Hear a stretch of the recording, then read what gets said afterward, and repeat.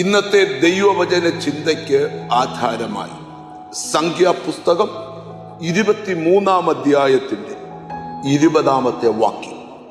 അനുഗ്രഹിപ്പാൻ എനിക്ക് കൽപ്പന ലഭിച്ചിരിക്കുന്നു, അവൻ അനുഗ്രഹിച്ചിരിക്കുന്നു. ഇത് ബിലയാം എന്ന് പറയുന്ന പ്രവാചകൻ പറയുന്ന വാക്കുകളാണ്.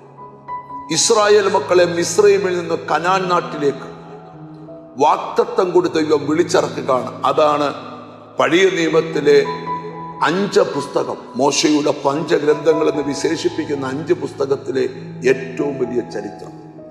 അതിനകത്ത് ഒരു ആത്മീക അർത്ഥമുണ്ട്. മിസ്രയീമിൽ നിന്ന് കനാൻ നാട്ടിലേക്ക് കൊണ്ടുപോയ പോലെ പാപത്തിന്റെ ചേറ്റുകുടിയിൽ നിന്ന് നമ്മെ സ്വർഗീയ കനാലിലേക്കുള്ള യാത്രയിലാണ് നാം. ഈ യാത്രയിൽ ഈ ജനത്തിന് യുദ്ധം അറിയാത്ത ജനമാണ്.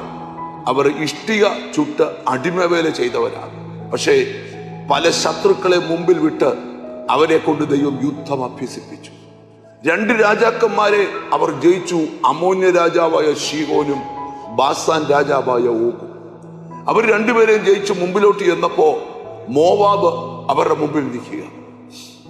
മോവാബ് രാജാവായ ബാരാക്ക് അദ്ദേഹം പറഞ്ഞു, എനിക്ക് യുദ്ധം ചെയ്യുന്നതിനേക്കാൾ നല്ലത് ബിലയാം എന്ന് പറയുന്ന പ്രവാചകനെ വരുത്തി അവരെ ശപിക്കാനായിട്ട് തീരുമാനിച്ചു.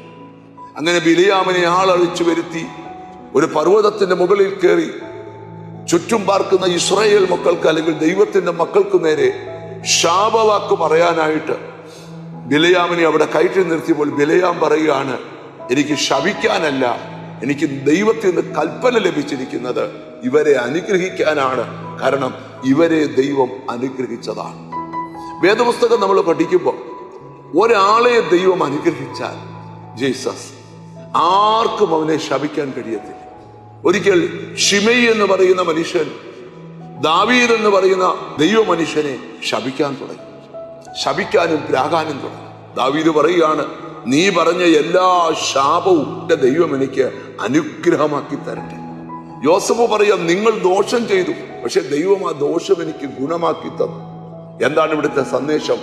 എത്ര വലിയ ശാപവാക്കുകൾ നിനക്ക് വന്നാലും നീ എപ്പോഴും വിശ്വസിക്കണം, ആ ശാപം അനുഗ്രഹമാക്കി തരട്ടെ.